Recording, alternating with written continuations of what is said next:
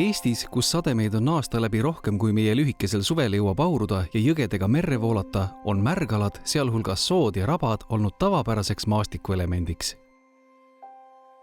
Eesti inimese suhtumine soodesse on läbi ajaloo muutunud.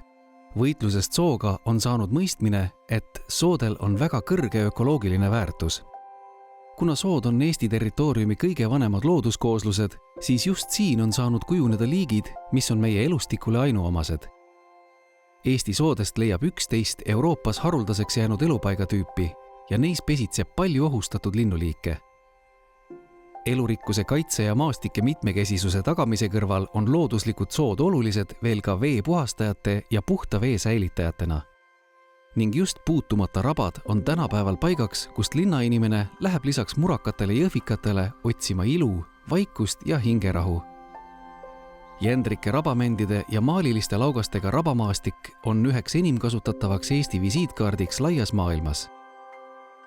Vähem mõistetakse turvast moodustavate soode rolli seoses kliimamuutustega. Kuid just soodel on kliimamuutuste puhverdamises väga suur osa.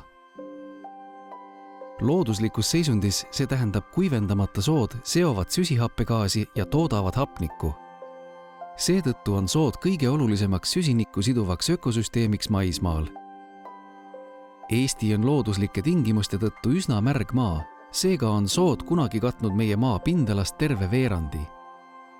Tänaseks on 2/3 neist kuivendatud ja paljud kunagised turbaalad täielikult mineraliseerunud. Praegu katavad toimivad sood vähem kui 10% meie territooriumist. Kuivendatud sood on kaotanud oma algse rolli ökosüsteemis. Need ei puhasta ega säilita enam vett ega toeta elurikkust.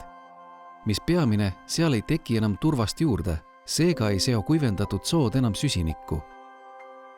Eestis on kuivendatud turbaalad üheks olulisemaks kasvuhoonegaaside tekitajaks.